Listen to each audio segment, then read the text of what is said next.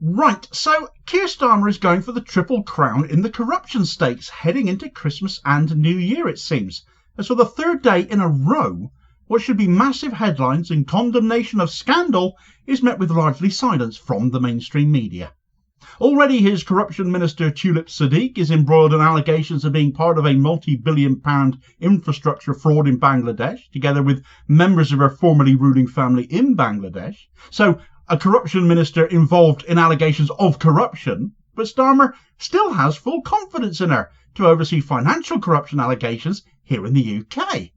As if that wasn't bad enough, the walking, talking oil slick he refers to as an advisor, Peter Mandelson, has now been announced as the new US ambassador for the UK, a man who was resigned in disgrace twice when an MP himself, and whose lobbying company Global Counsel has been under investigation by the lobbying watchdog for breaching lobbying rules, and to my knowledge very much still is. And now the annual corruption that is the New Year's honours list, which has been abused with impunity by various governments on an annual basis previously, but Starmer's taken the cake with it, installing a who's who of absolute nightmares into the House of Lords, making a mockery of democracy again too, when so many were losers from the general election that we voted out, only for him to effectively flip us all the middle finger and make them peers now instead. Right, so he's gone for 3 in 3 days, 3 epically appalling examples of blatant corruption within the Starmer regime. Peter Mandelson should never have been dug out of the political crypt we'd all hoped he'd been sealed into for good, and with the allegations and the seriousness and the sheer scale of the fraud allegedly perpetrated by the family of Corruption Minister Tulip Siddiq, of which she has also been named in, a suspension should have been obvious there. If honour amongst politicians was actually still a thing, Siddiq would have resigned over it. But neither is true anymore, and Starmer has backed her up, reflecting even more appallingly, given the suspensions he did hand out earlier this year to MPs who voted against keeping kids in poverty. But then they were rotten lefties too, and Siddiq very much isn't.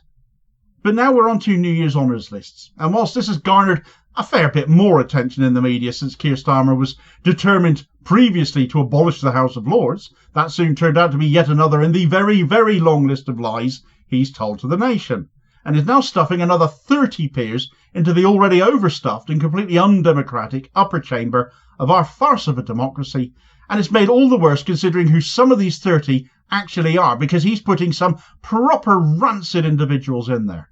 So we need to talk about a few of them here. Let's start with a clip though. Have a look at this.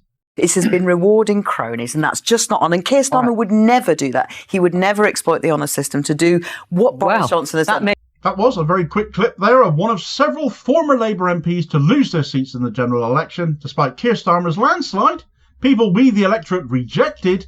And I had to use that clip because it really does just nail both how big a liar Starmer is and how much certain individuals now being rewarded for their craven loyalty to him will defend the indefensible, because that person there was saying Keir Starmer would never abuse the honours lists like Boris Johnson did. Yet she, Thangam Debonair, has now accepted a peerage as Keir Starmer does exactly what Boris Johnson did. Thangam Debonair was finally got shot of by the people of Bristol Central at this year's general election, when they chose Green Party co-leader Carla Denyer to be their MP instead, and no doubt they'll be delighted to see their rancid former MP now elevated to the Lords. They got rid of her. They didn't want her.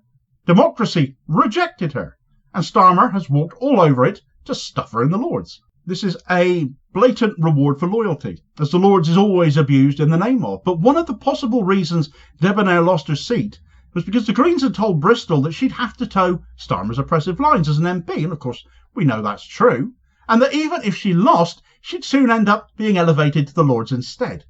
Well, Debonair went absolutely mad at this prescience by the Green Party, yet she's just proven them absolutely right.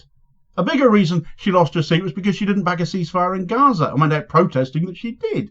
And another reason was her attitude towards asylum seekers, who she called dangerous and said cost us all money. The politics, therefore, of divisiveness and cruelty.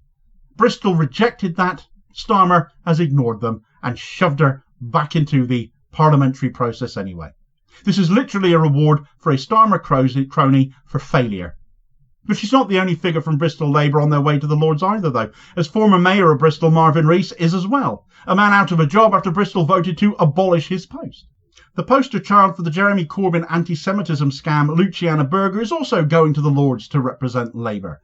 A woman who claimed Labour was so unsafe for Jewish people she apparently needed an escort around Labour conference under Corbyn, only for this to be debunked as a lie, and was so loyal to Labour, so deserving of a post in the Lords to represent them, that she ditched them entirely for the ridiculously short-lived Gang of Four knockoff attempt Change UK, which became better known as the Funny Tinge Party after a racist comment aimed at Navarra Media's Ash Sarker by fellow Change UK Angela Smith was made. So much for racism being such an objective issue for Berger.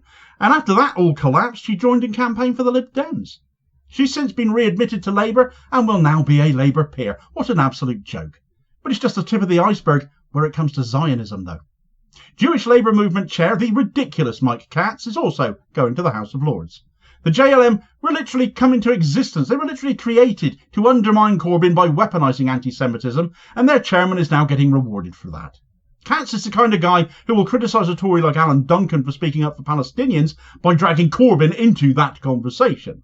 When earlier this year saw George Galloway win, or albeit a short time, the seat of Rochdale, in part likely due to the abandonment of Azhar Ali, the Labour candidate, who committed the crime of confessing that he believed Egypt had warned Israel of that impending Hamas incursion in Israel on October the 7th of last year, something Egypt themselves have said, but which Zionists vehemently opposed any notion of. Katz defended Ali, but then Ali was on the right and not a Corbyn type. And if you wonder if there is a limit to how far right Katz will go, he happily sat on the Jewish Chronicle general election panel alongside former Labour MP and Zionist Louise Ellman, current Labour MP Lisa Nandy, and the far-right alleged journalist Melanie Phillips, who is Islamophobic and whose writings were quoted in the manifesto of Norwegian mass murderer Anders Breivik.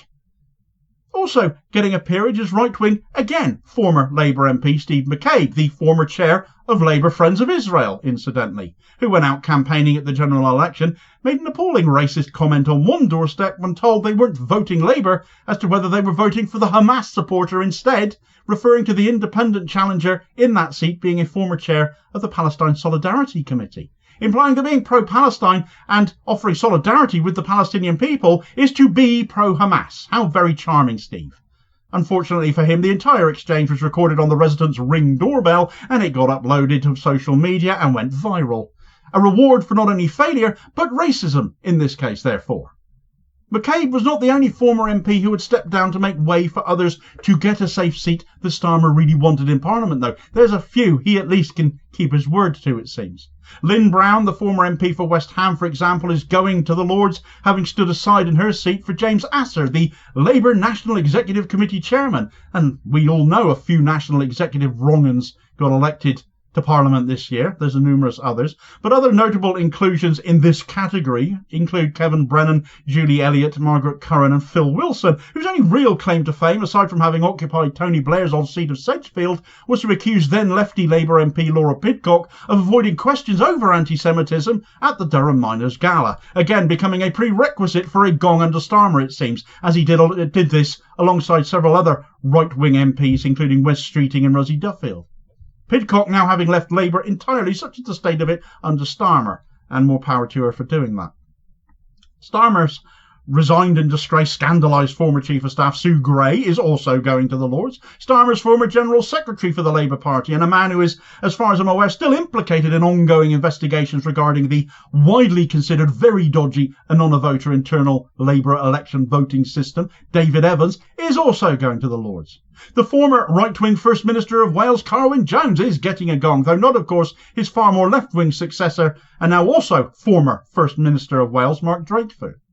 It is a who's who of Starmer's sycophants heading for the Lords so Starmer can exert even more dictatorial control over a significant chunk of our democracy, having a say in policy being made going forwards, people that were rejected by the electorate. The House of Lords again reminding us, and this entire farce reminding us, that actually the whole thing should be abolished and we need an elected upper chamber there too. He said he would do this. Starmer said he was committed to abolishing the Lords, but this is what he does, isn't it? He just lies. And instead, this is just the latest example of why he cannot be trusted, to keep his word. We are right to utterly condemn Starmer as one of the worst MPs or worst Prime Ministers in modern history, and why so many who dislike him are absolutely right to do so. He's ending the year with yet more corruption, and with the better part of a fortnight left of this year, I still wouldn't rule out even more yet to come. before 2024 ends, given what we've seen of his government over just the last 3 days. For a lot of people, the elevation to US Ambassador for Peter Mandelson, given his links to Jeffrey Epstein, shows why this is such a massively scandalous appointment. But actually, the investigation into his company Global Counsel is far worse in my view. And naturally, you might surmise that because I'm talking about something you likely haven't heard a word about, because the mainstream media haven't bothered to cover it at all. So get the details of that story in this video recommendation here as your suggested next watch. Please do also like, share and subscribe to the channel if you haven't done so already for more daily content. It all very much helps support the channel and is very much appreciated. And I will hopefully catch you on the next vid. Cheers, folks.